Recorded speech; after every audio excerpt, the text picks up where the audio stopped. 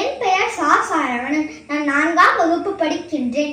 நான் இப்பொழுது 63 நாயன்மார்களில் ஒருவரான எரிபத்திர நாயனாரின் வாழ்க்கை வரலாறைத்தான் கூறப்போகிறேன்.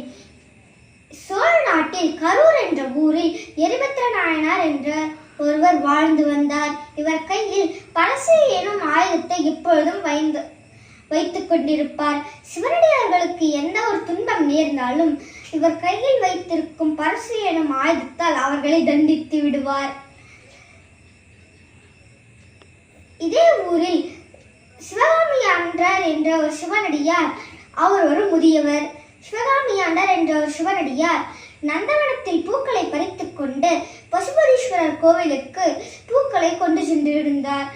இந்த நாட்டை ஆண்டு கொண்டிருந்தும் புகழ்ச்சோழ மன்னன் என்ற மன்னன் அவரது பட்டவர்தனம் எனும் யானை குளத்தில் குளிப்பாட்டி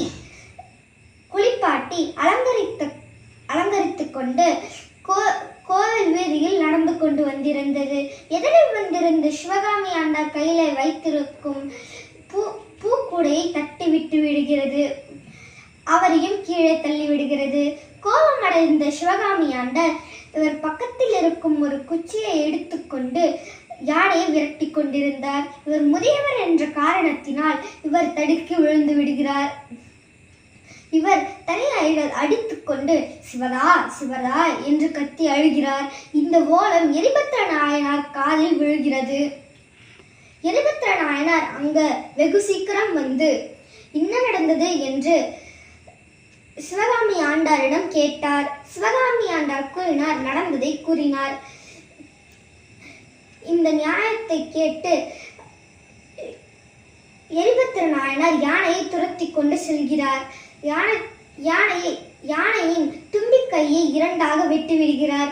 இதை காக்க தவறின 3 பக்கமும் இருந்த பாகன்களையும் மேலே அமர்ந்திருந்த 2 பாகன்களையும் மொத்தமாக 5 பாகன்களையும் கொன்று வீழ்த்தி விடுகிறார். இந்த செய்தி புகழ்ச்சோழ மன்னன் காதில் விழுந்து விடுகிறது.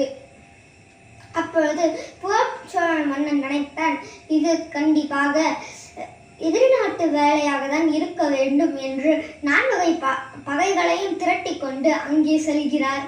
அங்கே பார்த்தால் இவர் வெறும் ஒரு சிவனடியாக மன்னனாக இருந்தால் இவருடைய பட்டவர்தனம் என்ற யானை கொன்றது காரணத்தினால் எரிபத்திர நாயனாருக்கு மரண தண்டனை அளித்திருப்பார். இவர் ஒரு மிகப்பெரிய சிவபக்தர் என்ற காரணத்தினால் இவர் இறங்கி சென்று ஐயனே இங்கு என்ன நடந்தது என்று விசாரித்தார். அப்பொழுது இந்த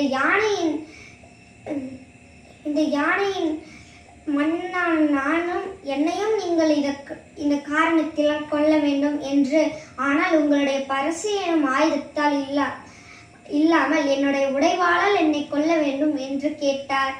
அந்த வாளை வாங்கி இந்த பெரிய சிவபக்தனின் வாளை வாங்கிய எரிபத்திர நாயனார் தன்னைத்தானே கொல்ல முயன்றார். அந்த நேரத்தில் புகழ்ச்சோழ மன்னன் அவர் வாளை பிடித்தார். அந்த நேரத்தில் வானத்திலிருந்து ஒரு அசோறு கேட்டது. எங்களுடைய சிவபக்தர்களின் பெருமையை உலகிற்கு உணர்த்ததான் தாம் இவ்வாறு செய்தோம் என்று வானத்திலிருந்து ஒரு அசோறு கேட்டது. யானையும் எழுந்தது. யானை பாகல்களும் எழுந்தன. அந்த பூக்கூடை நிரம்பியது.